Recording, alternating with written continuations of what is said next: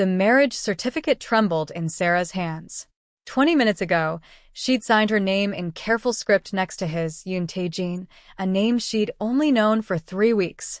The civil ceremony had been sterile, efficient, transactional. No celebration, no family, just her, him, and a bored government official who processed their paperwork like any other bureaucratic form. Her father's hospital bills were paid. The loan sharks circling her family's Lagos home had been called off with a single wire transfer. Her younger brother could stay in school.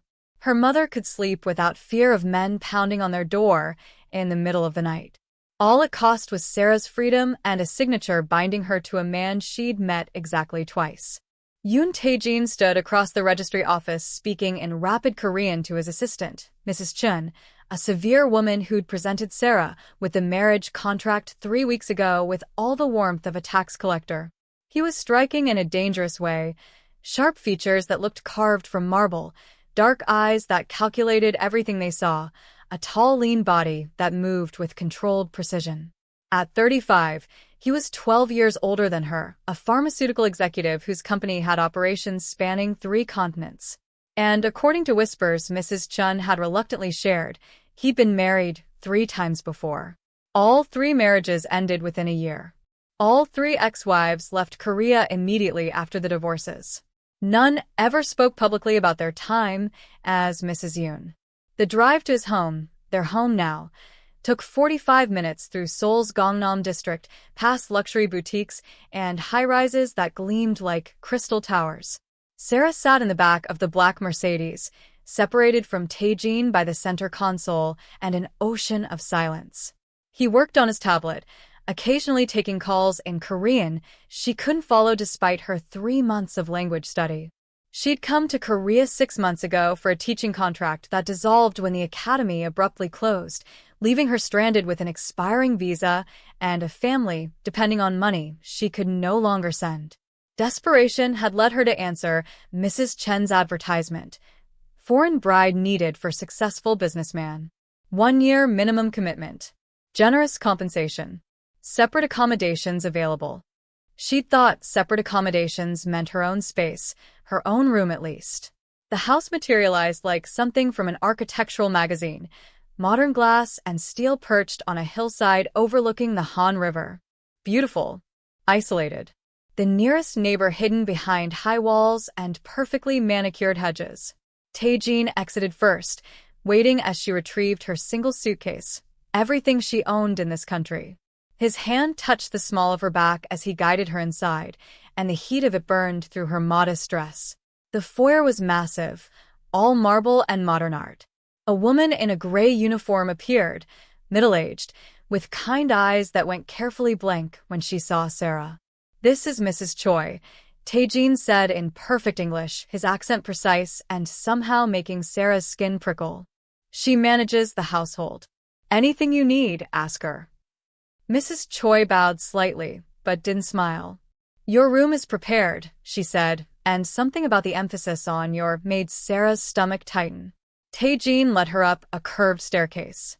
The house was beautiful but cold, decorated with the sterile perfection of a hotel. He stopped at a door near the end of the hallway and opened it to reveal a bedroom that belonged in a luxury suite, king bed with silk sheets, floor-to-ceiling windows, and in-soot bathroom visible through an open door. "This is the master suite," he said, setting her suitcase on a bench at the foot of the bed. "Yours now." "Ours," Sarah corrected carefully. Something flickered in his eyes. He stepped closer, and she fought the urge to retreat. "We should discuss expectations," he said, his voice dropping lower, more intimate. "This arrangement has certain requirements." Her heart hammered against her ribs. "I need," he continued, then stopped, jaw tightening like he was choosing words carefully. "I need you to understand that I have particular needs. Medical needs that require strict schedules and protocols. That's why the doctor will visit." "The contract mentioned medical consultations," Sarah said, remembering the clause about bi-weekly visits from Dr. Lee. "Yes." His hand came up, fingers brushing her cheek so lightly she might have imagined it. "And other needs you'll learn about in time." The way he said it made her shiver, fear mixed with something more dangerous. She'd noticed him during their first meeting, the way his eyes had lingered on her curves, the full figure that Korean beauty standards usually dismissed. She'd seen hunger there, quickly masked but unmistakable. That night, Sarah lay in the enormous bed, unable to sleep. Taejin had excused himself after showing her the room, disappearing into the vast house. She'd explored the bathroom, marveling at the rainfall shower and the cabinet stocked with expensive skincare. She'd unpacked her meager belongings, her clothes looking shabby in the walk-in closet designed for someone with a much larger wardrobe. Around midnight, she heard footsteps in the hallway. They stopped outside her door. She held her breath, waiting for the knock that never came. Instead, she heard a soft click, something mechanical, then silence. In the morning, disoriented and jet-lagged, she woke to Mrs. Choi setting a breakfast tray on the bedside table. "Good morning, Mrs. Yoon," the housekeeper said, and the name felt like wearing someone else's skin. "Mr. Yoon had business in the city. He said you should rest and familiarize yourself with the house."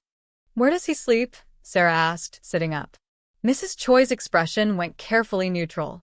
"He has a private suite on the 3rd floor. For his work. He keeps unusual hours. So they wouldn't be sharing this bedroom." Relief and something uncomfortably close to disappointment warred in Sarah's chest. After breakfast, she explored 5 bedrooms, a home gym that looked recently used, a library with books in Korean, English, and Japanese. The kitchen was professional grade. In the basement, she found a locked door with a keypad entry system. Something about it made her skin crawl. The way the door was reinforced steel painted to look like wood. When she asked Mrs. Choi about it, the woman's face went pale. "That's Mr. Yoon's private workspace. We don't go down there." The way she said it felt like a warning. 3 days passed in strange isolation. Taejin appeared for dinner each evening, perfectly polite, asking about her day with the detached courtesy of someone making small talk with a stranger. They ate in the formal dining room, him at one end of the long table, her at the other, the distance between them both physical and metaphorical. He never touched her after that first night, never looked at her with the hunger she'd glimpsed initially. It was like living with a ghost. On the 4th night, everything changed. Sarah couldn't sleep, the time difference still wreaking havoc. She wandered downstairs around 2 a.m., thinking she'd make tea in that intimidating kitchen. She found Taejin there instead, leaning against the counter in nothing but sleep pants, his torso bare and revealing a physique that made her mouth go dry, lean muscle and defined abs that spoke of disciplined workouts. He held a glass of whiskey, and the look on his face was haunted, raw in a way his daytime mask never allowed. He looked up when she entered, and the hunger was back in his eyes, no longer hidden. "You should go back to bed," he said, but his voice was rough, desperate. "I couldn't sleep." She moved toward the kettle, hyper-aware of his gaze tracking her movements. The oversized t-shirt she wore as sleepwear suddenly felt too thin. "Sarah." The way he said her name made her stop, made her turn to face him. His jaw was clenched, so tight she could see the muscle jumping. "You should go back upstairs right now." "Why?" she asked, and some reckless part of her took a step closer instead of retreating. "Because I'm trying very hard to be a gentleman, and you're making it extremely difficult." His eyes dragged over her, lingering on her curves visible beneath the thin cotton. "What if I don't want you to be a gentleman?" The words escaped before she could stop them, born from 4 days of tension and the way he was looking at her like she was water, and he was dying of thirst. Taejin set down his glass with careful control. "Do you understand what you're asking for? I'm asking why you married me if you plan to avoid me." Her chin lifted. "I'm asking why 3 wives left you. I'm asking what you're hiding in that basement." His laugh was dark, bitter. "You want the truth? My previous marriages failed because I couldn't control myself. Because my needs, my appetites scared them away. Because what I want from a wife isn't what most men want." "Show me," Sarah heard herself say, and watched his controls snap like a thread pulled too tight. He crossed the space between them in 2 strides, his hand tangling in her hair as he backed her against the refrigerator. His mouth found hers, demanding, consuming, and she gasped against his lips. He tasted like whiskey and danger, and something addictive she couldn't name. His free hand gripped her hip, pulling her against him, and she felt exactly how much he wanted her. "This is your last chance to run," he breathed against her mouth. She answered by pulling him closer, by opening to him, by surrendering to the fire she'd felt building since the moment she'd signed her name next to his. He lifted her, and she wrapped her legs around his waist as he carried her upstairs, not to the master suite, but his private floor, to a room she'd never seen. The door closed behind them, and in the darkness, she heard the sound of that mechanical lock clicking into place from the inside. His hands were everywhere, reverent and desperate, mapping her curves like he was memorizing sacred text. "You're so beautiful," he whispered against her neck, her collarbone, the swell of her breast through the thin shirt. "So perfect. Every curve, every inch of you."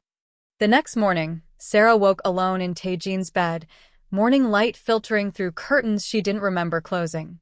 Her body ached in ways that made her blush, marked with evidence of his possession. She found a note on the pillow beside her. "Had to go to the office. Stay in bed. Dr. Lee will come by this afternoon for your first examination." The clinical tone doused some of the warmth left from the night. First examination. Like she was a patient, not a wife. She wrapped herself in his robe, breathing in the scent of him, and tried the door. It opened easily from the inside, but when she looked at the exterior, she saw what she'd missed in the darkness. The lock on the outside, just like the basement door. The soundproofing materials visible in the door frame. This wasn't a bedroom. It was a cage built to contain something or someone. Downstairs, Mrs. Choi had breakfast waiting, but her eyes wouldn't meet Sarah's. The housekeeper knew. Of course she knew. She'd probably served breakfast to 3 previous Mrs. Yoons who'd woken up in that same room, wearing that same robe, carrying that same confusion. Dr. Lee arrived at 2 p.m. sharp, a man in his 60s with gentle hands and eyes that had seen too much. He set up in the master suite, unpacking equipment from an unmarked medical bag. "Mrs. Yoon," he said in careful English, "I need to perform a general examination." Your husband was quite insistent. "What kind of examination?" Sarah sat on the bed, clutching the robe closed. "To ensure you're healthy enough for Mr. Yoon's requirements. He requires considerable stamina from his partners. The supplements I provide help with that." Supplements. Her stomach twisted. "What kind?" "Vitamins, energy boosters, some hormone regulators. Nothing dangerous, I assure you. All approved." His smile was kind but firm. Mr. Yoon's previous wives found them very helpful. "Until they didn't," she said quietly. "Until they ran away." Dr. Lee's expression flickered with something that might have been pity.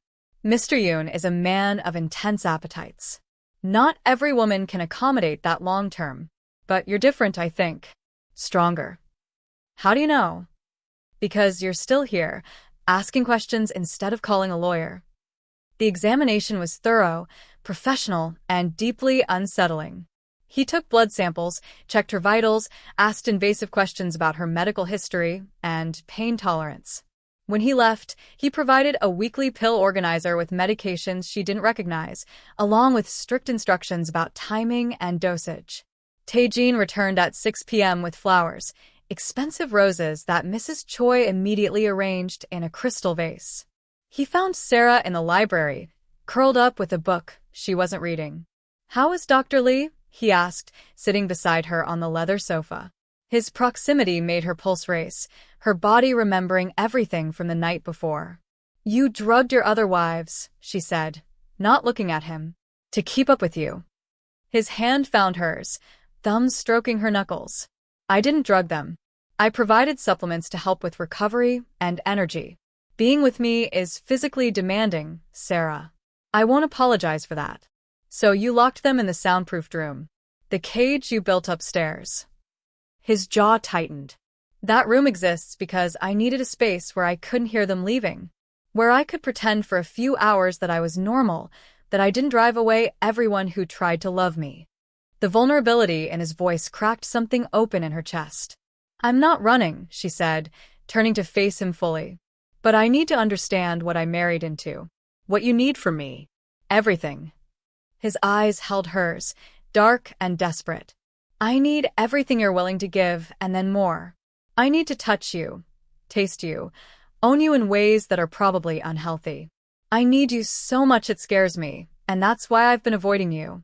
Because once I start, I won't be able to stop. Then don't stop, Sarah said, and watched his control shatter again. This time, they made it to the master suite. And in the afternoon light, she saw him fully. The desperation in his touch, the worship in his kisses, the way he handled her like she was precious and essential and his. Afterwards, tangled in sweat-dampened sheets, he told her about the pharmaceutical company he'd built, about the experimental stamina drugs he'd been testing on himself for years, about how the side effects had made him insatiable, had destroyed his first marriage before he'd understood what was happening. The second and third wives were after I knew, he admitted, his fingers tracing patterns on her hip. I thought I could manage it, control it. I couldn't. They left within months, terrified of what I'd become. And now you're stuck with a monster. You're not a monster, Sarah said firmly. You're a man with a medical condition that happens to be highly unusual. There are worse things. His smile was soft, sad. I paid your family's debts because I wanted to help. But I married you because when I saw you in that first interview, something in me recognized something in you. Strength, resilience, the ability to handle intensity that would break others. That doesn't mean I'm unbreakable, she said quietly. I know. His forehead pressed against hers. That's why we'll figure this out together. Why I'll never lock that door from the outside unless you ask me to. Why I'll always give you the key to leave. She didn't tell him that she was starting to think she didn't want the key, that being consumed by him felt less like drowning and more like finally learning to breathe. The first month passed in a blur of adjustment. Sarah learned the routines of Tae-jin's household, the careful schedules, the medications he took 3 times daily, the supplements Dr. Lee delivered weekly, the monitoring of his vitals that confirmed he was playing a dangerous game with his own biochemistry. She learned about his company, Yoon Pharmaceuticals, and the revolutionary stamina enhancement drugs they were developing for cancer patients and elderly individuals. Drugs that Tae-jin had tested on himself before human trials were approved, impatient with regulatory processes. The side effects had been catastrophic and permanent. His body now required levels of physical intimacy that bordered on medical necessity. Without regular release, he experienced pain, insomnia, psychological distress. They fell into patterns. Mornings he worked from home. Afternoons she explored Seoul, always accompanied by security. Evenings were theirs, dinner and conversation that gradually became less stilted. Nights were when the hunger took over, when he reached for her with hands that shook with need. She learned to anticipate it, to read the signs, the tension in his shoulders, the darkening of his eyes, the way his fingers would drum surfaces like he was trying to burn off energy he couldn't contain. But it was exhausting. 6 weeks in, she understood why the others had left. Not because Tae-jin was cruel, he was unfailingly gentle even in his desperation, but because being needed that intensely, that constantly, was like being slowly consumed. She started taking the medications Dr. Lee prescribed. They helped, but they also made her wonder what price she'd pay later for accommodating a hunger that was fundamentally unsustainable. One evening, after a particularly intense night that had left her body aching despite the medications, Tae-jin found her crying in the bathroom. She tried to hide it, but he was already kneeling beside her, hands gentle on her shoulders. I'm hurting you, he said, devastation in his voice. Not the way you think, she managed through tears. It's not pain, it's just, I don't know how to keep up. How to be enough. You are enough. He pulled her against his chest. God, Sarah, you're more than enough. I'm the problem. I'm the one who's broken. Then fix it, she said. Stop taking the drugs. Find a way to reverse this. There is no reversal. His voice was hollow. I consulted every specialist on 3 continents. The changes to my biochemistry are permanent. This is who I am now. Then we adjust, she said, pulling back to look at him. We find a way that doesn't destroy me in the process. He was quiet for so long she thought he wouldn't answer. I need you to tell me when it's too much, he finally said. I need you to have the strength to say no. Because I can't trust myself to know when I'm pushing too far. Can you do that? She nodded, and they made a new pact. Safe words. Boundaries. Scheduled breaks where he would leave for a few days to let her recover. It wasn't perfect, but it was sustainable. 3 months in, she met Taejin's mother. The visit was announced with only 2 days' notice, Mrs. Chen appearing at breakfast with a tense expression. Mrs. Yoon Sr. is coming from Busan, the assistant explained. She'll expect a formal dinner, appropriate dress, and evidence that this marriage is legitimate. Taejin looked grim. My mother doesn't know about my condition. She thinks my previous marriages failed due to incompatibility. Let's keep it that way. The dinner was a nightmare of barely concealed hostility. Mrs. Yoon Sr. was elegant, cold, and clearly disappointed her son had married a foreigner. She spoke in rapid Korean that Sarah could only partially follow, forcing Taejin to translate. You're very curvy, the older woman observed in English, her tone making it sound like an insult. Korean men usually prefer more delicate figures. I'm not trying to appeal to Korean men in general, Sarah replied carefully. Just your son, and he seems quite satisfied. Taejin's hand found hers under the table, squeezing gently. His mother's eyes narrowed. The previous wives were also foreigners. I'm starting to think my son has peculiar tastes. Or maybe he just knows what he wants, Taejin said, his voice carrying an edge. Mother, Sarah is my wife. She's not going anywhere. We'll see, Mrs. Yoon said coldly. They all leave eventually. After she departed, Taejin pulled Sarah into his arms. I'm sorry, he murmured. She's always been like that, critical, cold, impossible to please. Where do you think I learned to be so controlled? Is that why you became a scientist? Sarah asked. To prove something to her? He laughed, bitter and sharp. Maybe. Or maybe I just wanted to fix the unfixable, starting with myself. The irony is I broke myself worse in the process. That night, he was more intense than usual, his touch almost desperate, like he needed to prove his mother wrong.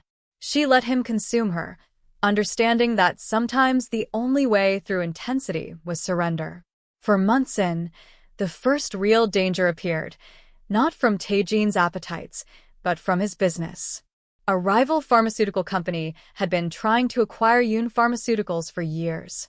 When acquisition didn't work, they tried sabotage. The break-in happened while Sarah was home alone, Taejin away at a conference in Singapore. She heard glass shattering downstairs, voices in Korean, heavy footsteps of multiple intruders. Fear turned her blood to ice. She locked herself in Taejin's upstairs suite, the soundproofed room, and called a cell. I'm sending security now, he said, sharp with alarm. Stay in the safe room. Don't open the door for anyone except them. She heard more breaking glass, furniture overturning, then gunshots. 2 sharp cracks that made her scream into the phone. Sarah, talk to me. Are you hurt? I'm okay. I'm in a room. But, Taejin, they have guns. Security will handle it. Just stay hidden. I'm coming home. The next 15 minutes felt like hours. She heard sirens, more gunshots, then silence. When the knock came, a familiar voice said, Mrs. Yoon, it's Chief Kong. The intruders have been neutralized. You're safe. The house was a wreck, furniture overturned, artwork slashed, papers scattered. But the destruction was strategic. They'd been looking for something in Taejin's office files. Chief Kong escorted her to pack a bag. We're taking you to a secure location until Mr. Yoon arrives. This was targeted. They'll try again. Who are they? MedGen Industries. They've been trying to acquire Mr. Yoon's research for years. Tonight they decided to steal it instead. The secure location was a penthouse in downtown Seoul, fortified like a bunker. Taejin arrived at 2 a.m., still in his conference suit, his face carved from stone. He swept her into his arms the moment he saw her, holding her so tight she could barely breathe. Thank God, he breathed into her hair. Thank God you're safe. I'm fine. She pulled back to look at him, seeing the terror underneath his control. Scared but fine. This is my fault. You could have been killed because of my work. He guided her to the sofa. Maybe it's time to shut it all down. Sell the company, destroy the research, remove the target from my back. You do that, she asked. Give up everything you've built. His eyes met hers, absolutely certain. In a heartbeat. The company, the research, my reputation. None of it matters if you're not safe. I've already lost 3 wives to my condition. I won't lose you to my enemies. The declaration should have felt romantic. Instead, it felt like chains, like the weight of his need transforming into another kind of cage. The next morning, Tae-jin announced he was selling Yoon Pharmaceuticals, not to MedGen but to a trusted Swiss company with the resources to continue his research ethically and the security to protect it. It'll take months to finalize, he told her over breakfast. But once it's done, we'll be free. We can go anywhere, do anything. What about your condition? Sarah asked carefully. The medications, the treatments. How will you manage without company resources? I'll figure it out. His hand covered hers. Maybe without the stress, my body will stabilize. Or maybe she'd be dealing with this intensity forever, bound to a man whose hunger was both medical condition and life sentence.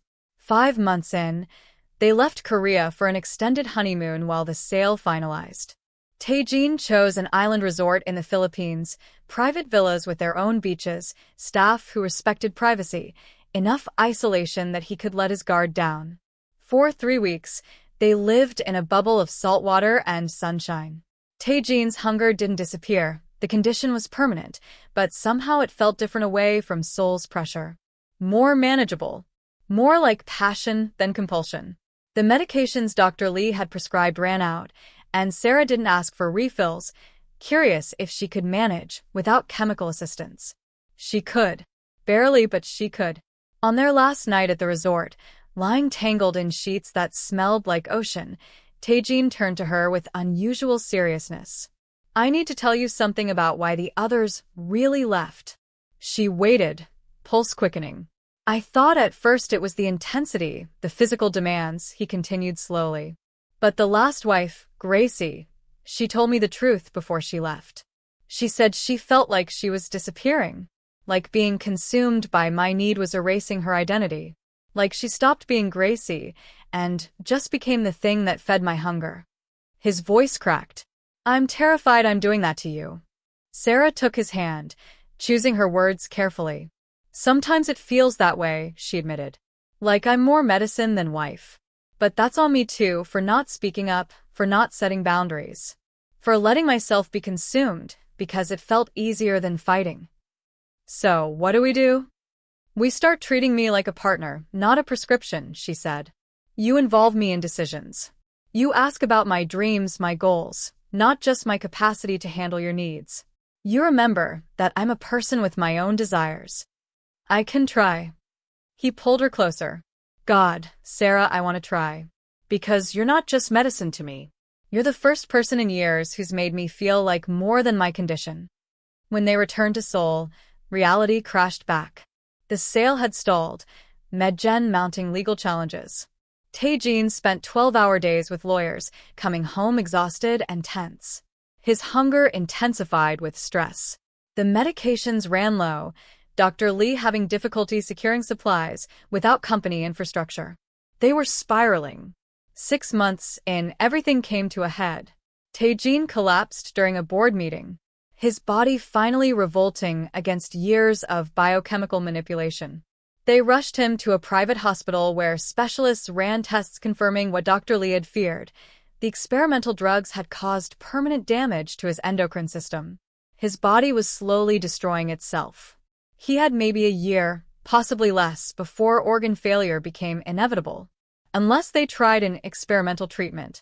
Another drug. Another risk. Tae-jin refused. Sarah found him in his hospital room, staring out the window at Seoul's skyline, looking more defeated than she'd ever seen him. I'm not taking more drugs, he said before she could speak. I'm not turning myself into more of a monster. You're not a monster, she said, sitting beside his bed. You're a man who made choices that had consequences. But that doesn't mean you give up.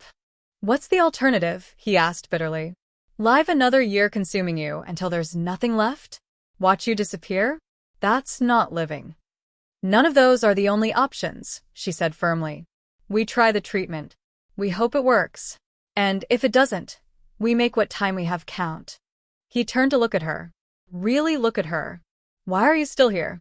After everything, why haven't you run? Because I love you, she said, and realized it was true. I love you despite the hunger and the intensity and the impossibility. I love you because underneath the condition, you're kind and brilliant and trying so hard to be better.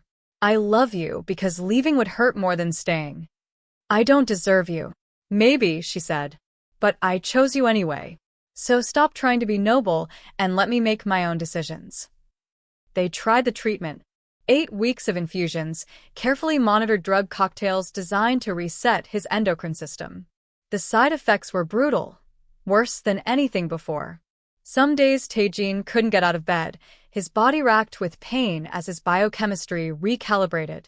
The hunger disappeared entirely, which should have been relief, but instead left him hollow. Sarah stayed beside him through all of it, holding him through the pain, feeding him when he was too weak, talking him through the psychological withdrawal of suddenly not needing anything at all. In the 9th week, something shifted. The pain subsided. His appetite returned, normal human appetite for food and connection. The doctors ran tests, cautious, but increasingly optimistic. Whatever they'd done had worked, at least partially. The compulsive hunger was gone. The dangerous feedback loop broken. What remained was something closer to normal. Human desire informed by attraction and emotion rather than biochemical imperative. The first time they made love after his recovery was different. Slower, softer, present in a way they'd never managed before. Taejin touched her like he was memorizing her, like he finally had the time and attention to truly see her. Afterwards, he cried. For the years lost to addiction. For the wives who'd fled. For the monster he'd become and finally escaped. 7 months in, they were learning each other again. Taejin, without the hunger, was still intense, still passionate, but now there was space for conversation and gentle touches and days where they didn't have sex at all. He asked her what she wanted to do with her life. Really asked, and listened when she talked about maybe pursuing art therapy, wanting to help others who'd been through trauma. He helped her apply to programs, supported her when she was accepted to graduate school starting in the fall. They were becoming partners. Equal weight instead of the gravity of his need pulling her into constant orbit. But healing wasn't linear. There were still hard days when Taejin struggled with psychological aftermath, when he reached for her out of habit and panic rather than desire. There were nights when Sarah felt exhaustion creeping back, remembered what it had felt like to be consumed. They went to therapy, individual and couples, working through trauma that had no easy answers. 8 months in, Sarah met the first ex-wife. Her name was Gracie, British, and she'd been Taejin's 3rd marriage. She reached out through a mutual contact, asking to meet for coffee. They met in a quiet cafe in Itaewon, 2 women bound by shared experience with the same complicated man. Gracie was beautiful, poised, and carried the weariness of someone who'd survived something most people couldn't understand. I heard about his treatment, Gracie said carefully. That it worked. That he's different now. She studied Sarah's face. Are you okay? Surviving? Some days barely, Sarah said. But mostly okay. Why did you reach out? Because I needed you to know it wasn't your fault if you'd left, Gracie said. The others and we talk sometimes. Support group of sorts. We blamed ourselves for not being strong enough, enduring enough. But the truth is, no one could have sustained what he needed. Not long term. Not without destroying themselves. I'm not destroyed, Sarah said. Not yet. Gracie's smile was sad. Give it time. The erosion is subtle. Unless he's really different now. Unless the treatment actually changed things. It did, Sarah said, wanting to believe it. He's different. We're different. I hope so, Gracie said. For both your sakes. Because he's not a bad man, just a dangerous one. And love isn't always enough to protect you from danger. The conversation haunted Sarah for days. She looked at Taejin with new eyes, watching for signs of the man he'd been. But what she saw instead was someone fighting every day to be better, to choose health over compulsion, to love her as a partner rather than necessity. 9 months in, they renewed their vows. Not because the first marriage wasn't real, but because they wanted to celebrate what they'd become. The ceremony was small, close friends and Mrs. Choi, who cried through the entire thing. Taejin's mother even attended, her approval grudging but present. They spoke vows they'd written themselves. Taejin promised to see her, truly see her, every day. To never let his needs eclipse her personhood. To love her as an equal, not a solution. Sarah promised to be honest, to speak up when things were too much, to never disappear into caregiving at the cost of her own identity.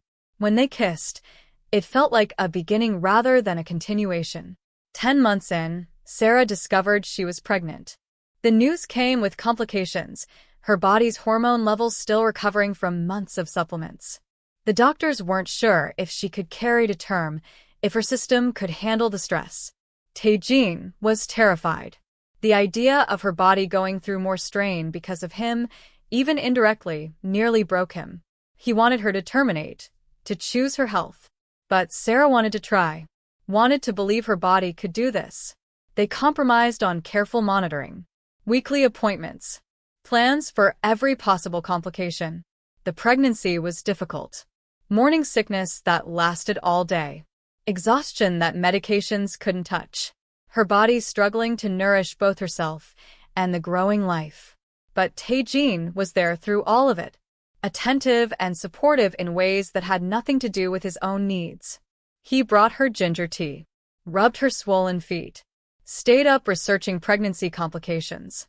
He put her health above everything. 11 months in, Sarah went into early labor at 36 weeks. The delivery was long and difficult, her body pushed to its absolute limit. For hours she labored, Taejin beside her, holding her hand, whispering encouragement. When their daughter finally arrived, tiny and perfect and screaming, Sarah felt something click into place. This was what they'd been building toward. Not the contract marriage, not the hunger and intensity, but this moment of shared creation. They named her Amara, Grace in Igbo, because that's what she represented. Grace that they could build something healthy from something that started broken. Grace that love could be more than consumption. A year in, Sarah looked back at the woman who'd signed that marriage certificate and barely recognized her. She'd been desperate, isolated, willing to trade herself for her family's security. Now she was a mother, a graduate student, a wife to a man who'd learned to love her without consuming her. The road hadn't been easy. There were still hard days when Taejin struggled with psychological echoes, when Sarah felt exhaustion creeping back. But they'd built something real from the ashes of what could have been destruction. On their first anniversary, Taejin gave her a key. Not to the house, she already had that, but to the safe room upstairs. The soundproofed space he'd built to contain his darkness. Inside, he'd transformed it. The restraints were gone, replaced by art supplies and a desk. The lock only worked from the inside now, making it a sanctuary rather than a cage. "It's yours," he said. "A space for your work, your art, your therapy practice someday. A room where you can go and just be yourself. A room with a lock you control." She cried, understanding what the gift meant. He was giving her back the autonomy she'd lost, proving he understood that love meant space as much as closeness. That night, they made love in the master suite, their daughter sleeping peacefully down the hall, and it was tender and equal and nothing like the desperate consuming hunger of those first months. It was sustainable. It was healthy. It was real. Afterwards, tangled in sheets that no longer felt like a battleground, Sarah thought about the housekeeper's warning from a year ago. The lock on the outside. The soundproof walls. The 3 ex-wives who'd run. She'd signed that contract thinking she'd married a businessman, not realizing she was entering a cage built by trauma and biochemistry. But she'd also discovered something the others hadn't. That cages could be unlocked from the inside. That hunger could be healed. That love, real love, was worth fighting for, even when the odds seemed impossible. Taejin stirred beside her, his hand finding hers in the darkness. "Thank you," he murmured, half asleep. "For staying. For fighting. For loving me even when I was unlovable." "You were never unlovable," she said. "Just lost. We both were." His arms tightened around her. "Are we found now?" She thought about their daughter sleeping down the hall, about the therapy practice she'd start next year, about the man who'd learned to love her without losing himself to addiction, about the marriage that had started as a transaction and become something irreplaceable. "Yeah," she said. "I think we are." Outside, Seoul glittered with a million lights, each one a story, a life, a choice made in darkness that led toward light. Inside, in their bedroom with its unlocked door and their sleeping daughter down the hall, Sarah and Taejin held each other and slept the dreamless sleep of people who'd survived their own destruction and chosen to build something better from the ruins. The contract marriage that should have destroyed her had instead become her salvation. The hunger that should have consumed her had instead taught her strength. The cage she'd entered had become a home, not because the darkness disappeared, but because they'd learned to face it together. And in the morning, when Amara's cry woke them both, they'd rise together to face another day. Not as captor and captive, not as addict and enabler, but as partners in the truest sense, two people who'd found each other in the darkness and chosen every day to walk toward the light together. The end was just another beginning. And for the first time in a year, Sarah was ready for whatever came next. Thanks for watching. If you enjoyed Sarah and Taejin's story, please leave a like and subscribe for more romance stories. Drop a comment below with your favorite moment.